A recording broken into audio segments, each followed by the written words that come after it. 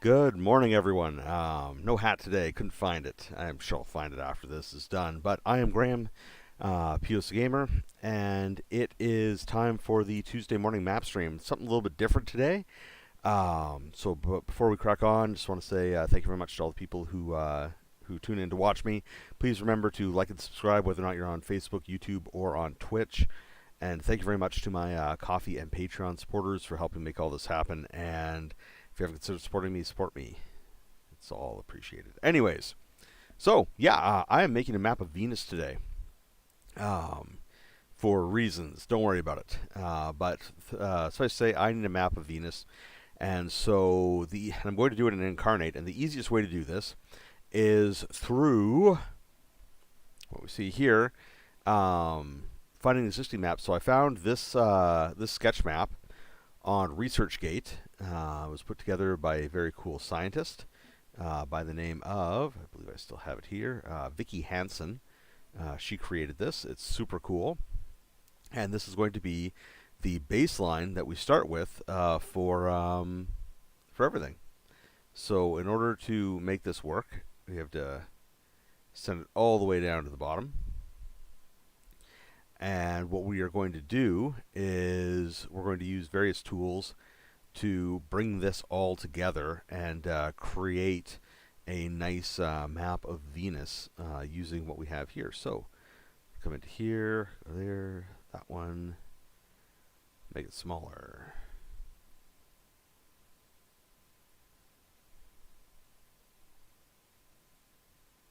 A little bigger. Yeah, there we go.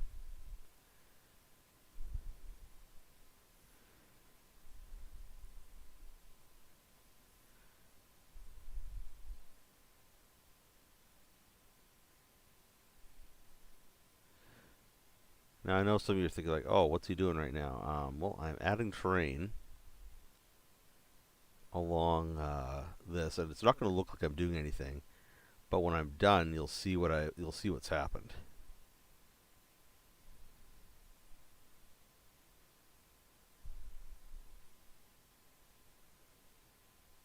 Actually, there might be a better way to do this. Let's finish up this continent quickly.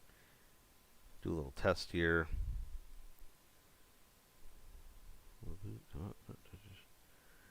Okay, and unlock it. And delete. And see? Not quite what I was aiming for, though. So, come back here, go to subtract. Erase my terrible mistake. So I chose Parchment Earth for this one today. Alright, so let's go back here to stamps. Yeah, got that one. I don't want to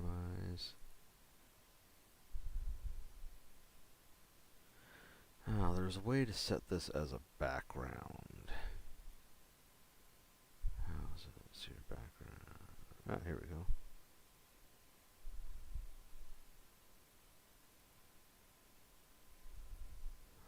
Background.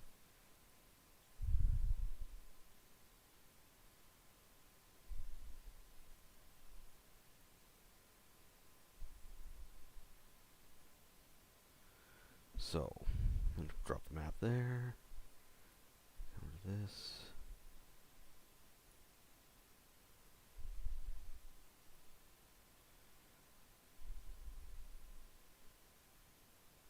Line it up roughly like so. Okay, and it's at -5, but there's a way to put it as a background. Path tool, stamp tool.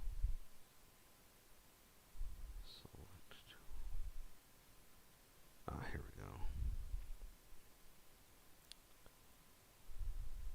There we go. Flatten to background. So now that is in the background. That is flattened to the background, so it's just going to sit in the back there. And now, I knew there was a way to do that and make that happen.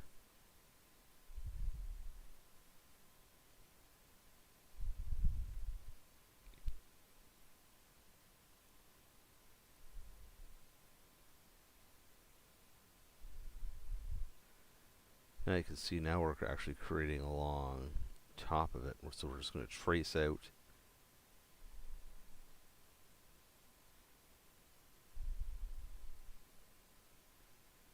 It doesn't have to be perfect, and it's probably not going to be.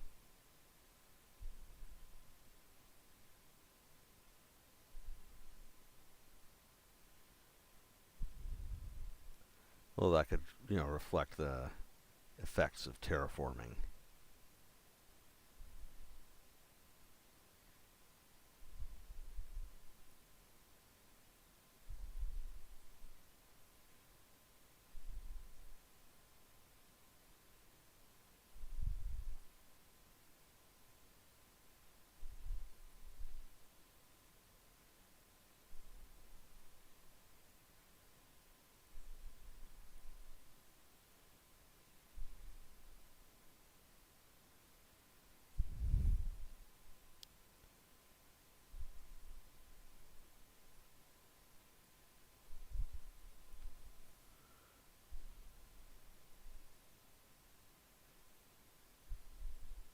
And yeah, it's a Mercator map, so I know all the sizes are off, but for the purposes of most RPGs, Mercator is fine.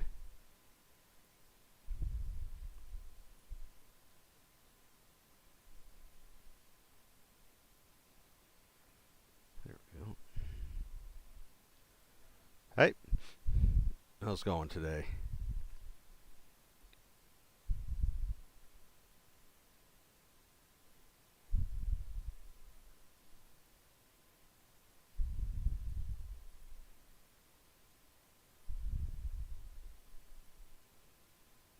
Make that a little smaller, drop it down to 6.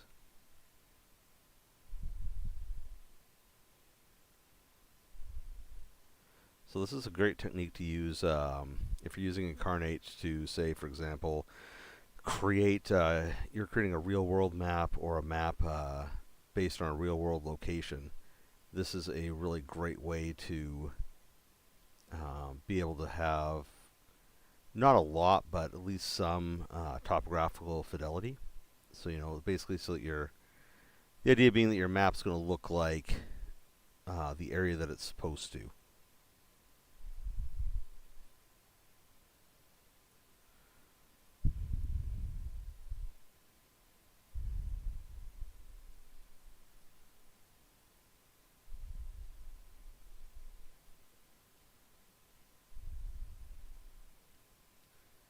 I'll come back and I'll fill in all these areas after I've got the we're done. Yeah, it's super cool. Like, look at the names for stuff on Venus too. This is awesome. Like Alta Regio, Aphrodite Terra. KCR stands for something. It's something crater region. Yeah, it's really cool. Did not know a lot of stuff about Venus until I started doing the thing that I'm doing right now. Then suddenly I needed to know a lot about Venus very quickly.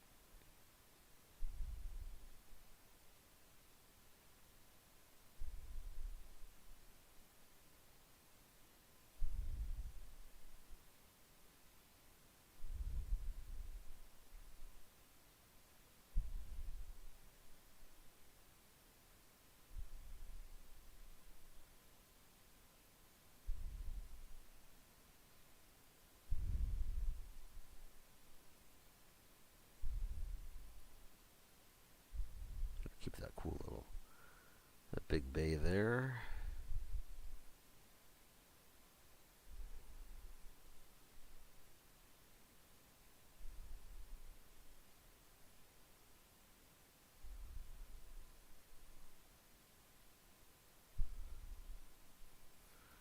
Nice, nice.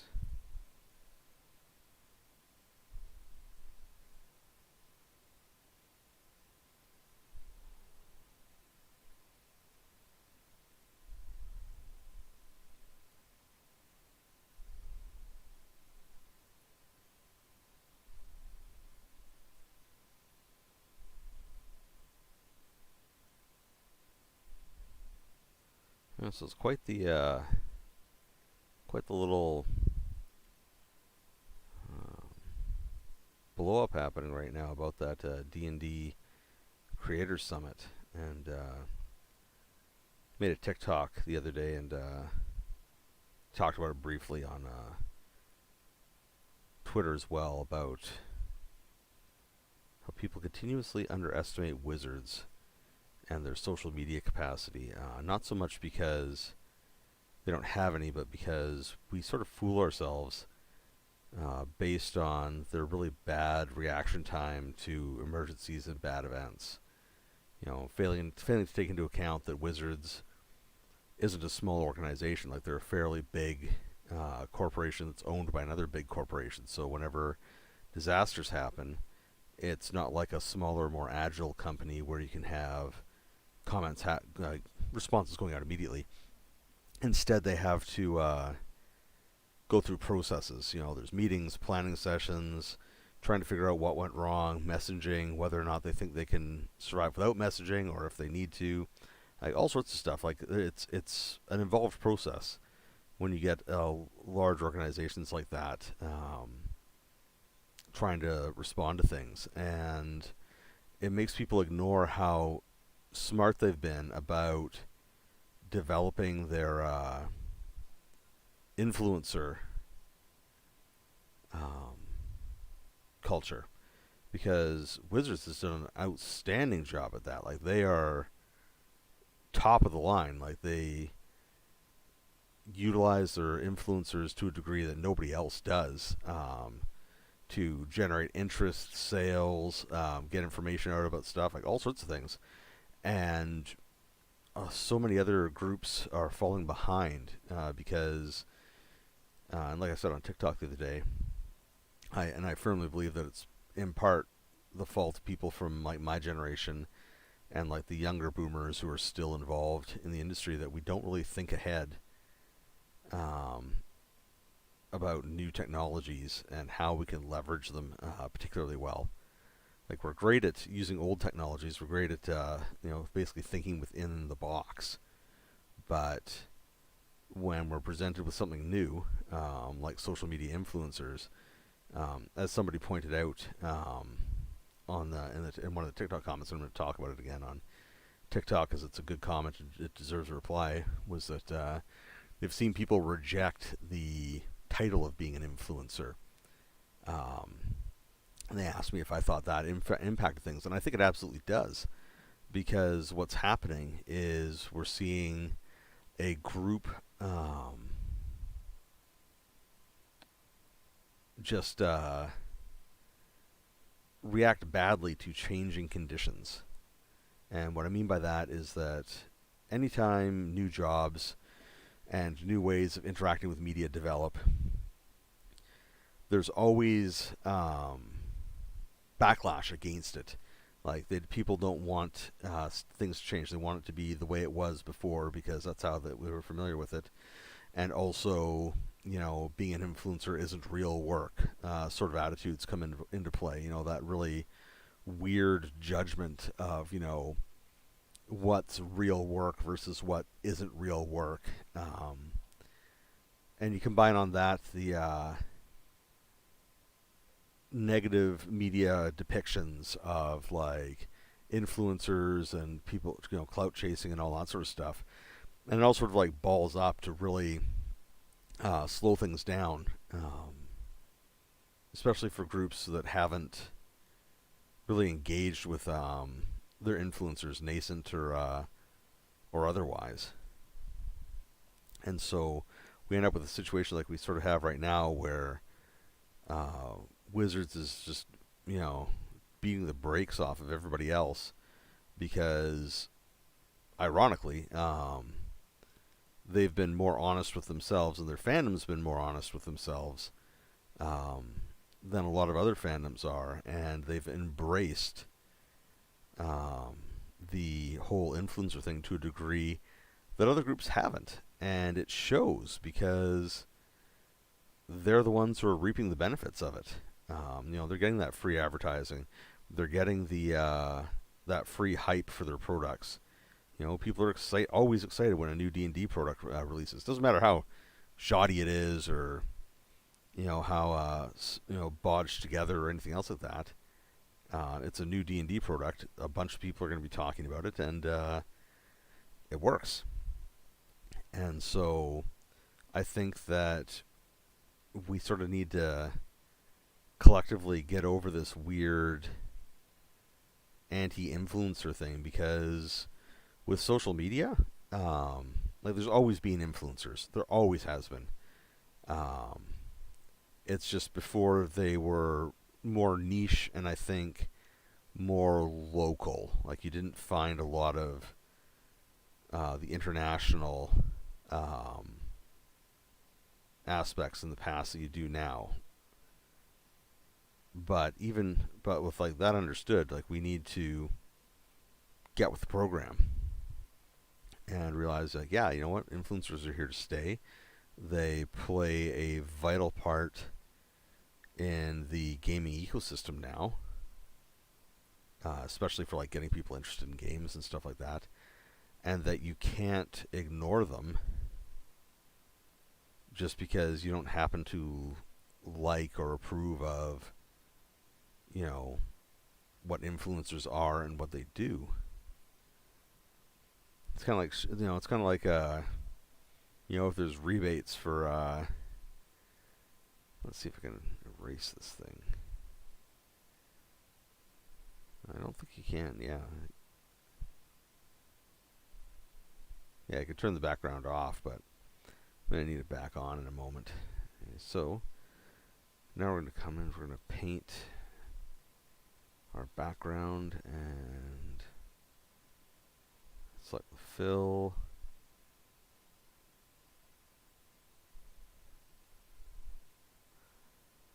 That was weird. Oh, it's because I've got some weird thing selected there. Okay. What the heck is that? Grass. Yeah, no, absolutely not. I need ocean. Here we go. And so this is where we cover up the map that we traced. Get some ocean textures going on.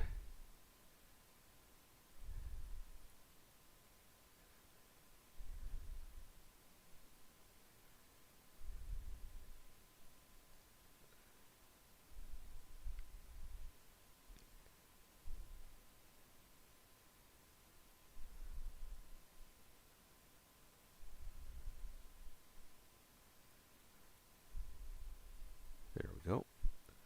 Now we'll come back in and we're going to fill in all these areas.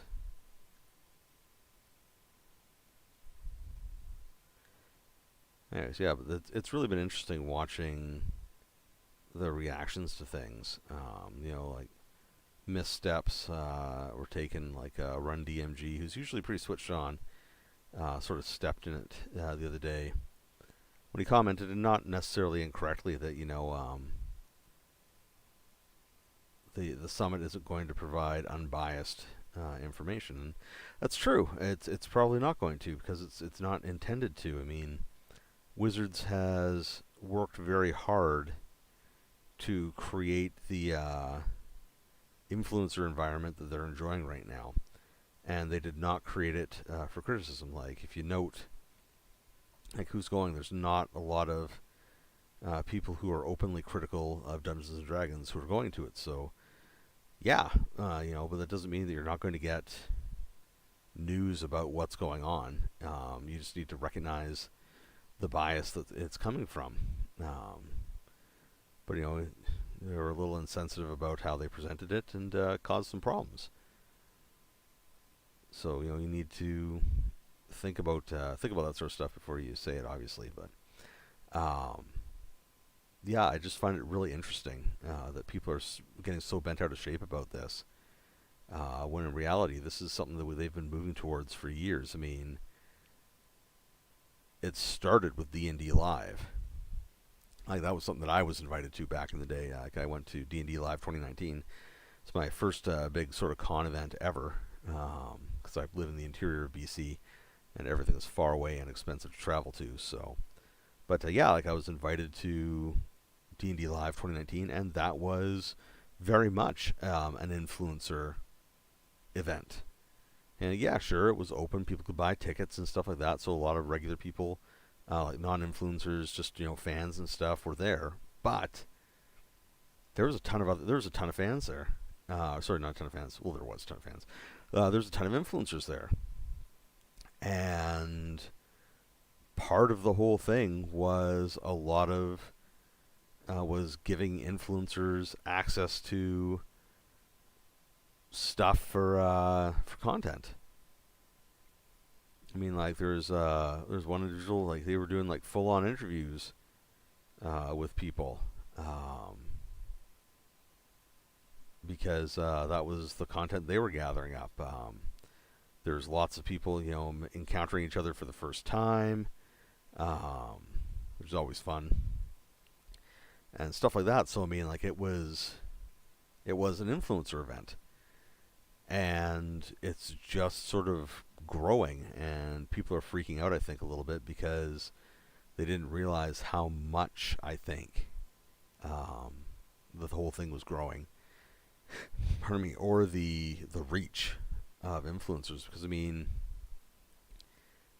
so let's say your average serious influencer in D&D could range anywhere from having a few thousand followers, but just sees their content get shared out a lot, to having hundreds of thousands of followers, and there isn't always going to be overlap either. So you're encountering situations where people are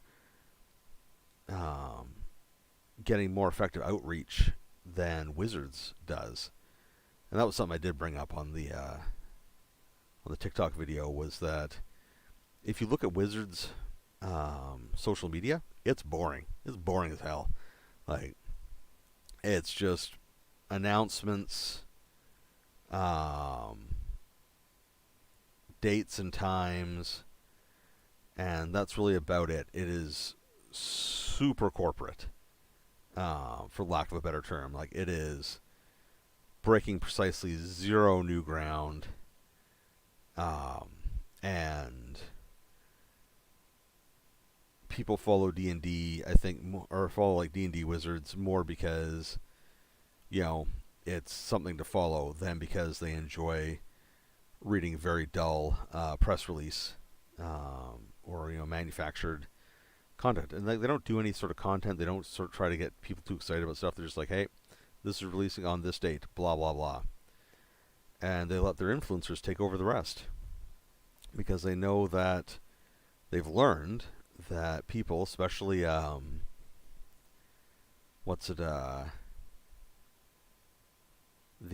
younger crowd, like the Gen Z kids and still, well, not even kids, the Gen Z population, and the younger millennials and stuff like that, they're looking for a more personal touch. They want a person to talk about how awesome something is. They don't want to see a random corporate release about something, and it works for them. As a result, hundreds of thousands of people follow all sorts of different influencers, and getting them all together for a summit just makes sense. I mean, there are, of course, downsides to it and risks. Mostly that Wizards can be fickle. I mean, if you're not towing the line, you can very rapidly find yourself on the outside, because they're controlling the narrative and access.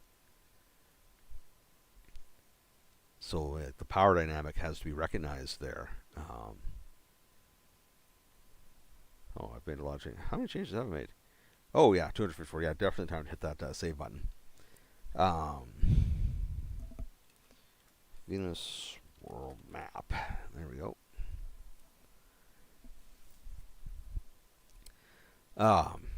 Or was I? Oh yeah. So yeah, there's a power dynamic that definitely has to be recognized there because, Wizards is in control of it. There's only, like off the top of my head, I'd say there's only maybe ever 2 or 3 influencers who might have more authority within the fandom for certain things than Wizards does, and that's like, Matt Mercer and things like that. But these individuals are few and far between, and so Wizards is definitely in control of what's going on, and that's actually, if I have to say, there's one downside to their how they've structured their influencer thing. It's that, like I said before, like if you're not towing the line, you can be cut out of things, and that's that I'm not seeing a lot of critics of D&D being included in the bracket. And by critics, I mean like people that are seriously critical, not just sort of the mild like puff pastry sort of criticism. We're like, oh yeah, this is problematic. I'm sure Wizards will do something better to fix it. Sort of criticism, but like actual like taking things apart, dismantling how they're problematic or how things are causing issues. You don't see a lot of those voices being interacted with anymore by Wizards, and I think that's going to be to their detriment. Because as I've pointed out before, as not just me, as many other people have pointed out before, Wizards still does not have a particularly diverse leadership setup, and they're still making the same mistakes they were making years ago now, and it's because there's nobody there to call them on anything. So they've really created sort of a sketchy, creative environment to operate in, and by not including some of the more heavily critical voices in this sort of thing, I think they're doing themselves a disservice. But on to how like other groups can do it. So the big challenge with influencers and stuff like that is simply developing them. And I've seen on like Drive Through RPG and stuff like that, some of the medium size companies are starting to do a little bit more engagement like that, and it's really good, but it's still very much developing, because the thing about developing influencers is that unless you have there's several factors that have to be in place before you can really start developing influencers. One of those things is that you have to have I would describe it as being a moderately successful game. And I'm not talking like as much as I love some of the smaller games and stuff like that. I don't know.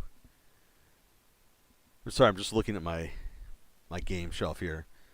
So let's take this game. Like got Ironsworn Starforged. This is an awesome game. Science fiction, science fantasy sort of action, good times, good stuff.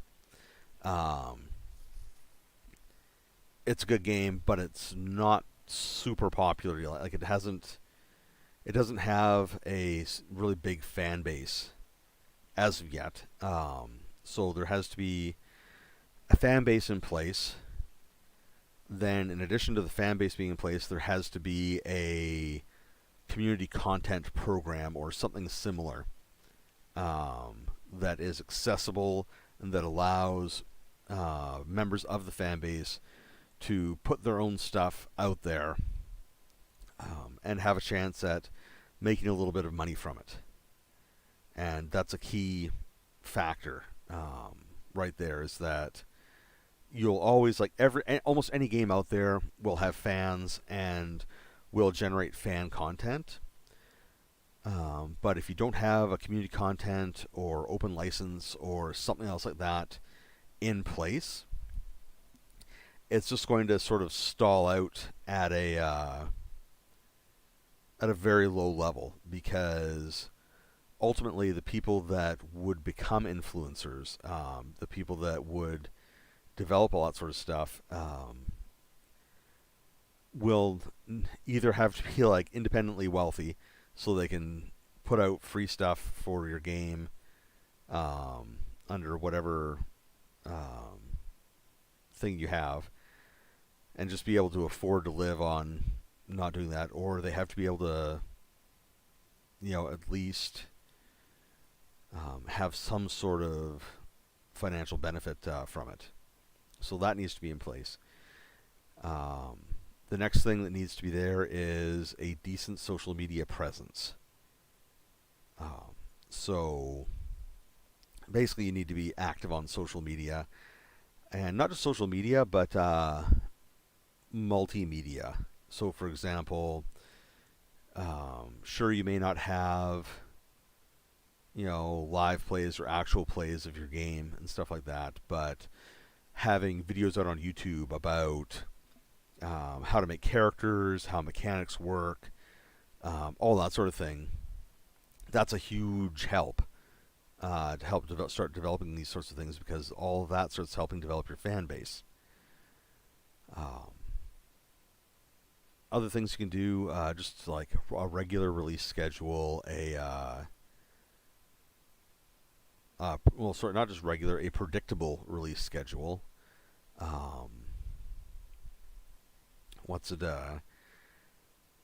Fan interaction, and like you don't have to go bananas here. Like you don't have to be like on Discord, like aggressively trying to like micromanage that, but like you do need to interact with the fans and sort of do your best to cultivate a healthy environment early on, because otherwise you'll end up with situations like Warhammer 40,000 has, where they ignored their fan base forever, and now they have huge problems with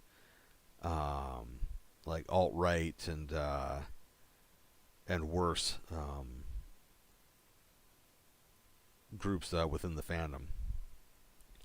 So you got to do that stuff, and like it sounds like a lot, and it is, but I mean, these are sort of the steps you need to be taking. And I realize that like for like a small indie publisher, it's like one person who can maybe contract people out every so often, that this is a pretty tall order, and they might not be able to achieve it, and that's fine. It's sort of one of those like do the best that you can with what you got scenarios. But I think one of the other things that I've noticed, especially when people are talking about this stuff, is that they always frame things in terms of cost instead of investment. And this one sort of really hit me the other day, because when I was thinking about alternate ways that companies could do summits or events or stuff like that for their games and systems and stuff like that, it really hit me that everybody treated everything as a cost. And like, don't get me wrong, I understand that it is a cost, but a lot of things are also investments. And this is what people sort of weren't, pardon me, twigging to is, for example, paying a graphic designer to put together an overlay system and a streaming package for your official Twitch channel or something like that for your game. That's investment. Like it's not just a cost. Like you're investing in your future success. Um, like that's one of the reasons why I have like this like little sort of synth wavy overlay and stuff like that. Is that I said to myself, okay, like I want to do this, or something. Man, this looks cool. I should probably finish painting the ocean up there though.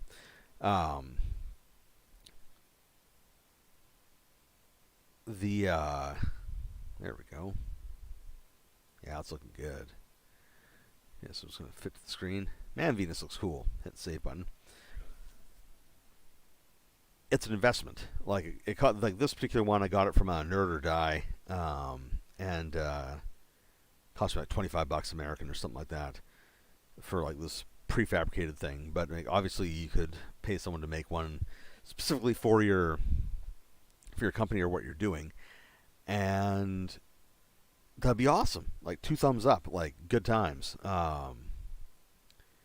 But a lot of people see it just as a cost and not as I'm investing in something that will allow me to put content out about my game that will let me sell my game and develop it more.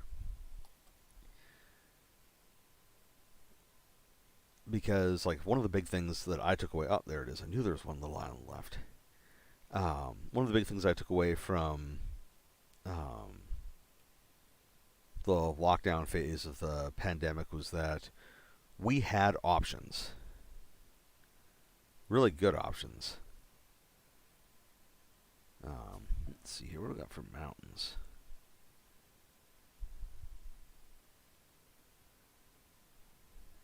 Interesting.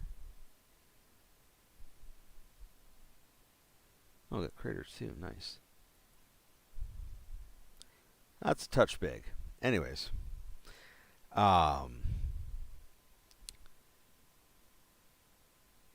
online things worked. Like online cons worked.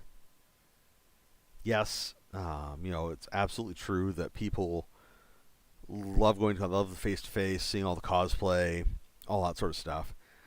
But we saw it with like the Very Very Shopping Network, OrcaCon, which is one that I was involved with. Um, the whole concept that you had to, you were only going to succeed if you had in person cons flew apart. Online stuff was proven to work. People bought tickets to attend. People watched the videos afterwards. It was a very, very successful operation, much more so than I think people anticipated. And we seem to have dumped that information. Okay, so now I need to hang on a moment here. So we've got the basic map here. Let's see, downloads. Okay, where the heck is that?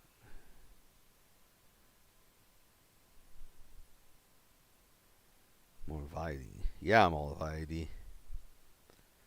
So for those who are not familiar, Malvadi or Malawaid, depending on how you want to pronounce it. There we go. This is another. It's a map projection. Um, in an effort to sort of like keep things going. So yeah, this is really cool because you see like volcanic, crustal plateau, all sorts of cool information on here. What I'm interested in is so you have like your low points and then you have your high points. So I'm trying to figure out where to place mountains. So that's just going to be off screen from where everybody can see it, and I will be referencing that. Oh, did not mean to do that. Let's. Didn't even know that could happen. Okay, so Ishtar Terra is up here. Aphrodite Terra is down here. Let's see here. This is Ovda. This is Thetis, I think, here. Then when it comes up, That's Alta.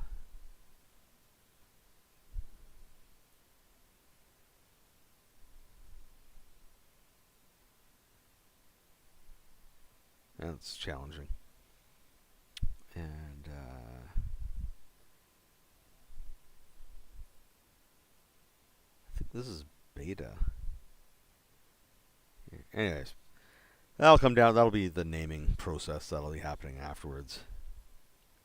Hesitate to go to console seems like a sensor namer for me.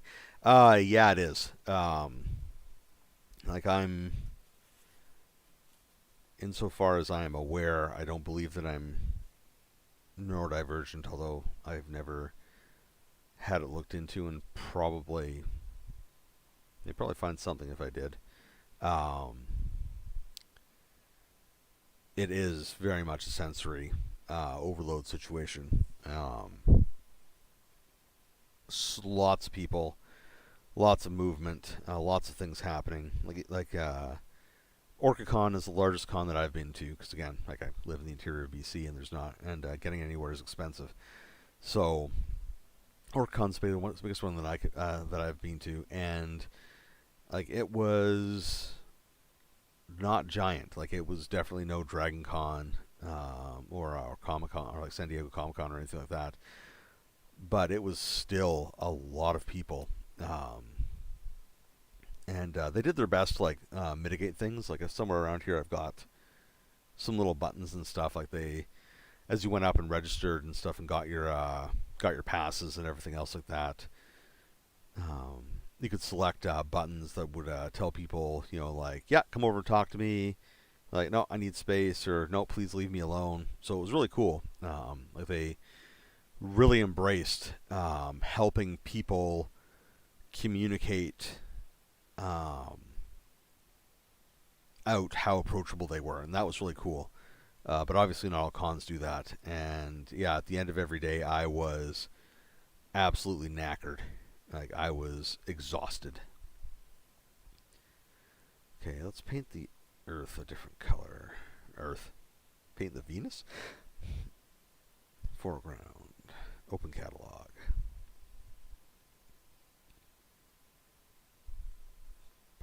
That's ocean?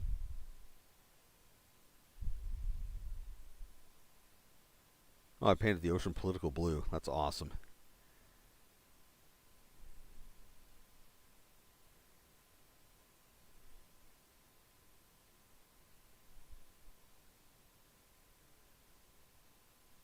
Yeah, let's.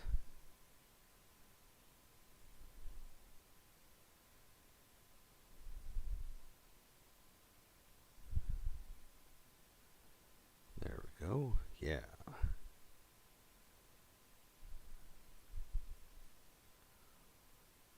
Get all that painted up.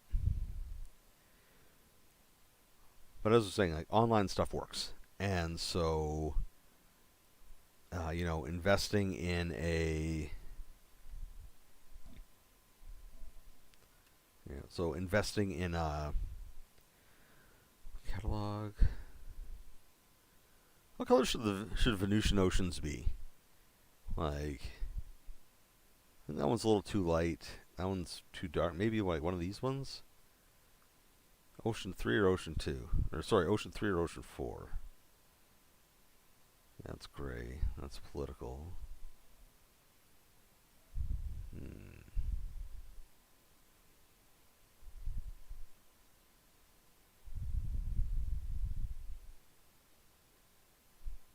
Do Ocean 3 and then I'll do Ocean 4 around the con. Yeah, there we go. Okay.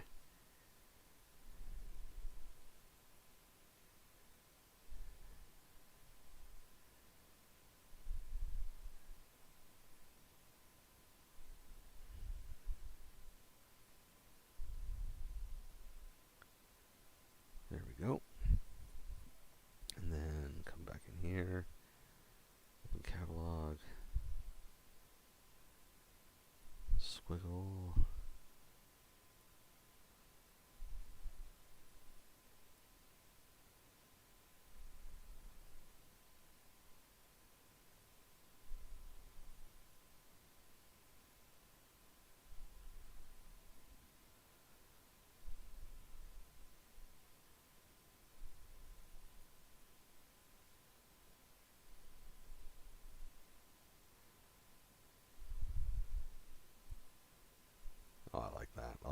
looks. But yeah, so like an online con or like event for a game is entirely manageable and relatively low cost. All said and done. And that's what people have done in the past. Like they, like sometimes they'll have, like just like a generic, like, yeah, you can buy a ticket for this much. Other times, they'll be like, yeah, actually, it's if you pay $3, you get access to X panel, and lets people pick and choose and manage their time more effectively, which is sort of, which to me is respectful of like um, everybody's time at that point. And of course, you can also, you could even do a thing like I saw a couple of comedy shows during the pandemic for some comedians that I follow and whose work I enjoy. Um, the way they were doing it was you bought your ticket to their televised or to their show, and then you could either watch it live, um, or there was like a few days. I think it was like 4 or 5 days after the recording. You could come back and watch it again. It was really cool. Um, it was like it was a great idea. Worked out really well for them. But yeah, I think though a big challenge for this stuff is going to be it'll be felt more keenly by the smaller publishers. So like the groups who are like one or two people, just a handful of people. For them, it's going to be more challenging, and I think that they're going to have the biggest challenge as well in developing content um, for people. But again, that's a bit of a mixed bag because some stuff is relatively easy to do. For example, what I'm doing right here. I'm doing a stream. I'm mapping, talking about stuff, and this could very easily, if people wanted to, I could do, this is how you make characters for blah blah blah. This is how mechanics go for blah blah blah. Um, and help develop. I could use this stuff to do that. And actually, like in retrospect, I probably should do that. Probably help things out. But yeah, it's just a case of like recognizing where you can move and what you can do immediately, and then getting onto it.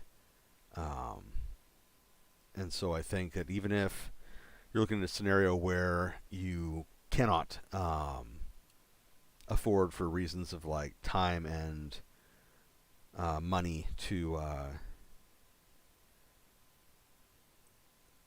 like really get into trying to develop a community, you can still take steps towards doing it in ways that are long-term investments for you and your company and your product, and that will give you those long-term benefits. Um, and so that's things like, as I was saying, create some YouTube videos about how the mechanics of your game work, how to make characters. Maybe give an example of play. It could just be like just you sitting there. It's like, okay, so we've got it's that section in so many old school games where it gives an example of play, and it's got like a handful of characters. They do some things and sort of like showcase how, from the creator's perspective, the rules are supposed to work. So you can do that stuff. I think that if you want to set up a Discord, like I have a Discord, but it's for like it's for members, and well, not members, it's for supporters from Patreon and Coffee. And I think that Discord has become really popular. Like, it's sort of, people perceive it as something that you need to have. But I would advise against it until you either have time to run it, or unless you're doing what I'm doing with it, where it is part of a way to talk with and do and develop a small community with people who are like supporting you on Patreon or something like that. Um, Otherwise, it is a lot of time and a lot of effort to make Discord work. Like Discord is, I think, gets used for a lot of stuff that it really shouldn't be used for. Like it was not designed for a lot of the stuff that people are using it for, and can get out of control quite quickly. Like I've seen more than a few people close down their Discords, simply not because they stopped having fans or stopped wanting to develop communities about things that they were interested in, but because it was just too much to manage. Things got out of control really quickly. All right, that's looking really good. I'm digging that.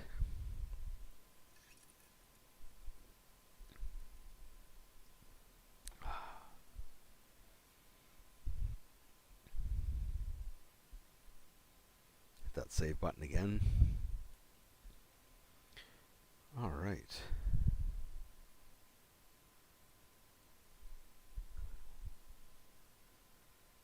Let's maybe give a few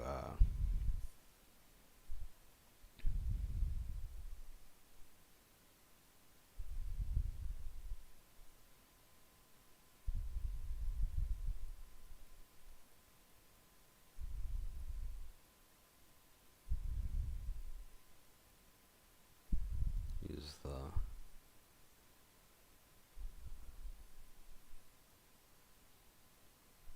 create sort of a little bit of an Arctic zone down there.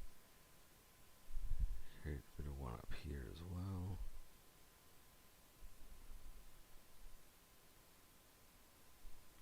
And then come back in here, select this one. Okay, let's see, where are the deep spots? Fortuna, get that little circle coming out. Right in here.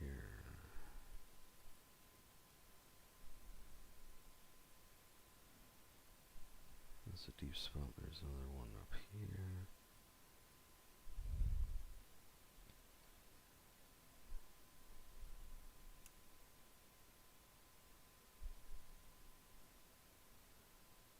Go in there, okay, and now let's switch to, we're going to move to foreground, and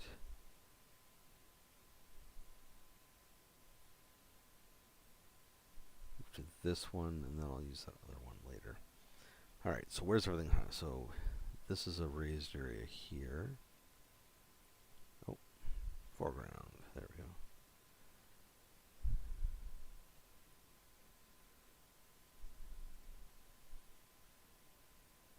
Doing a little bit of gradient work here.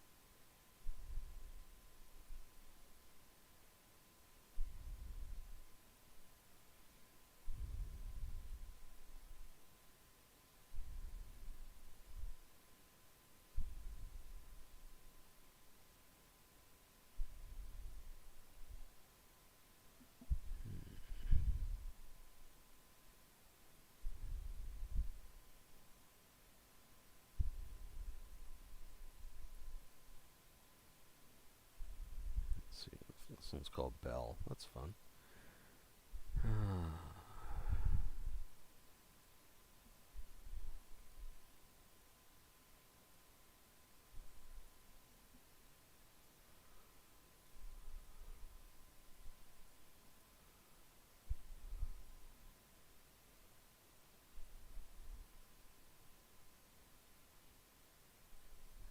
Yeah, I need to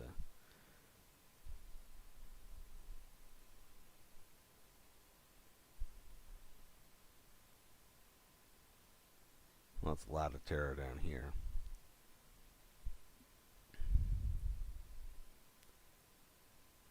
Alright, let's see here.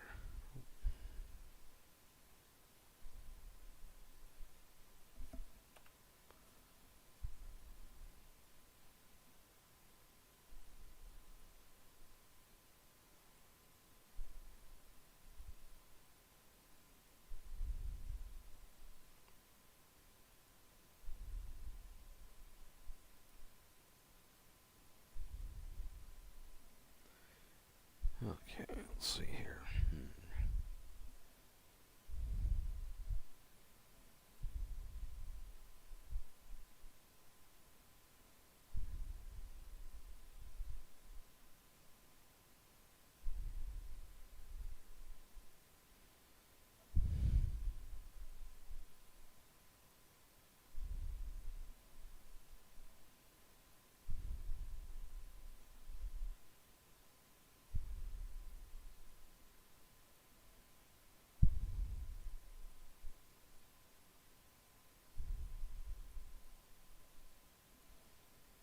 Alright. So, the technique that I'm using here is called gradients, and I'm using a gradient gradient height system. So it's going from dark up to light as it moves up, to give the impression of snow. Whether or not there's snow or not is completely irrelevant somehow. But the main feature is that there is something that the brain will associate with snow, because especially in the West, we are conditioned to think when we see snow on a mountain to think that it's really high. So it's one of those trick the brain situations.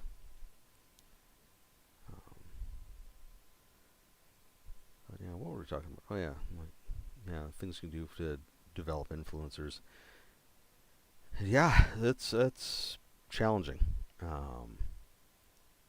I know that it's starting to happen.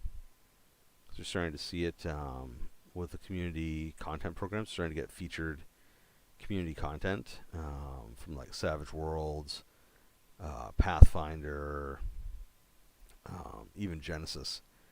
Like Edge Studios is sort of slowly coming out of its torpor and getting going on things, which is really good. In fact, it's phenomenal because... sorry. Gotta stretch. It's phenomenal because like they needed to, because they were falling like pretty badly behind on everything.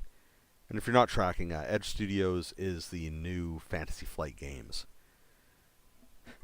So what happened was Fantasy Flight Games broke itself into two companies. So there's now Fantasy Flight Games and Edge Studios. Fantasy Flight Games is focusing more on the board game side of things now, so they're back to like their original goal. And the other group, Edge Studios, their goal is the role-playing games. So it's pretty cool. They're back at it. They've got content like the Twilight Imperium role-playing game using the Genesis system. It was just had its release information, I believe, announced. So that's super cool.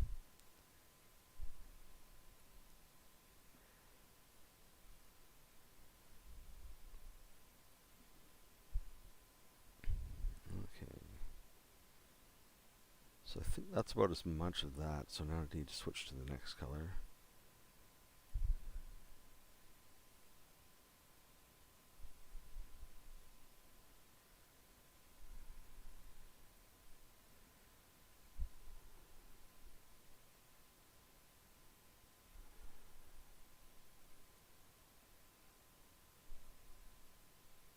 Used to be a bit bigger.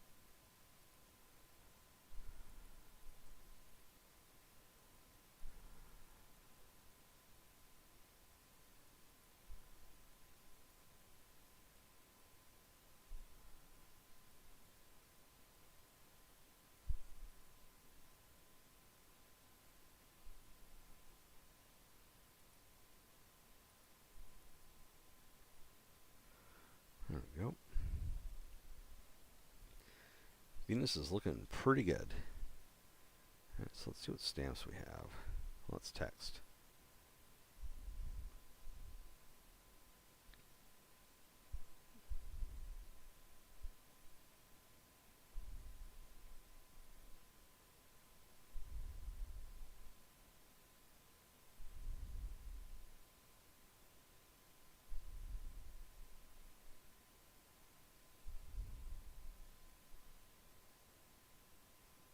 See what we have a basic border icons.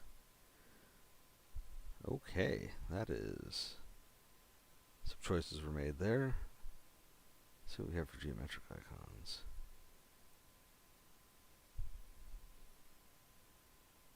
None of those are really good.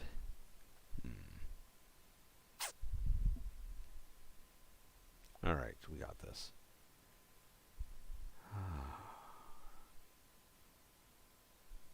Let's see, resources.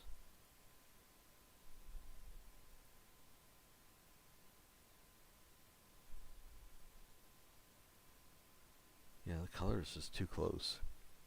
And this is supposed to be sort of a science fiction-y map, and none of these are really giving me that science fiction vibe.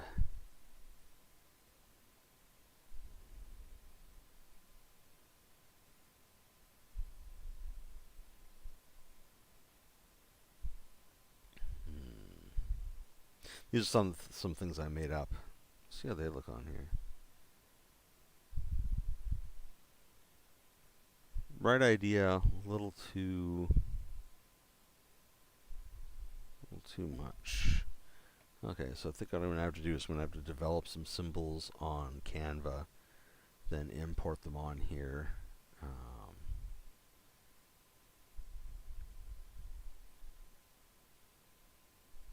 Yeah, you know what?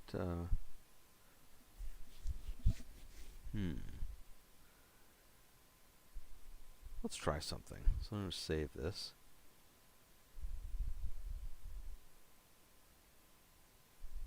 How much time we got left in this today? Oh yeah, we got 20-something minutes. Let's see how this goes.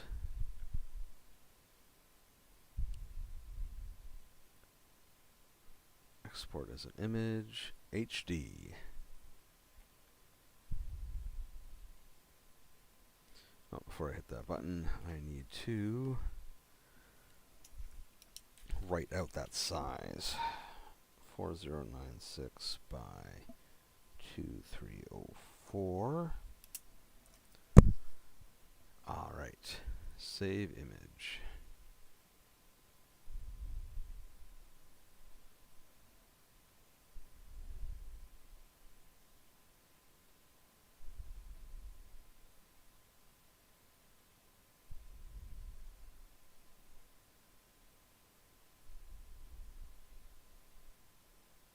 This is the process I go through like every day when I post up those, you know, like what happened in today's stream maps. Like I go through that every time.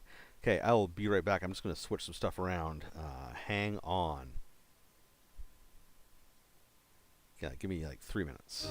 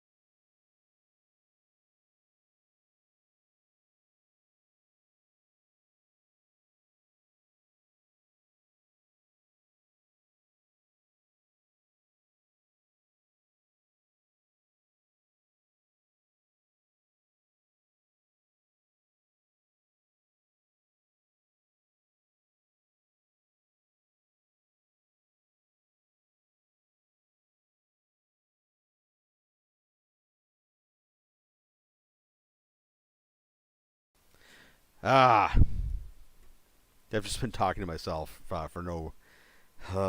That's okay.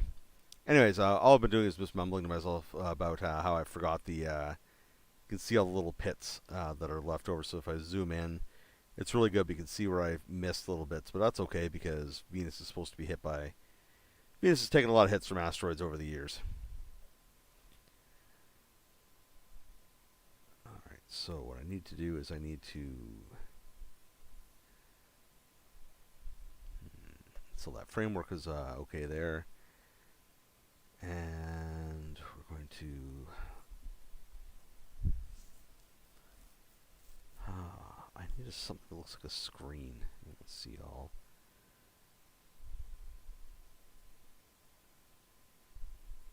Unlock that.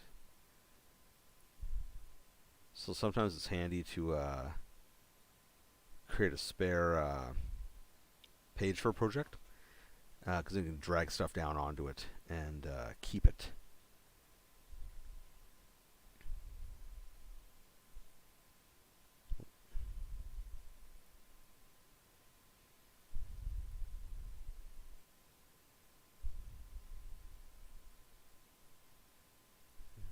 Nope, wrong size.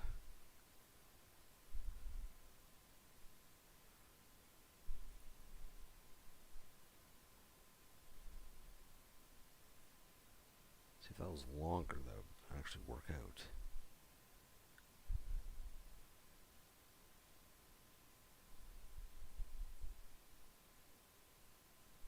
This is the same one I just did. Pretty much.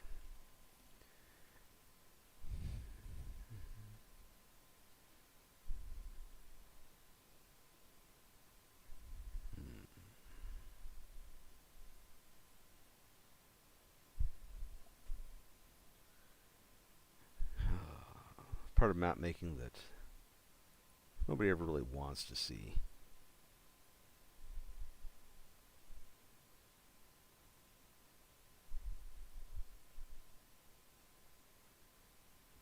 Okay, so maybe try sending that to the back.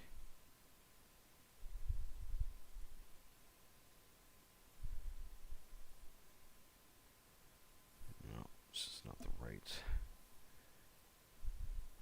size.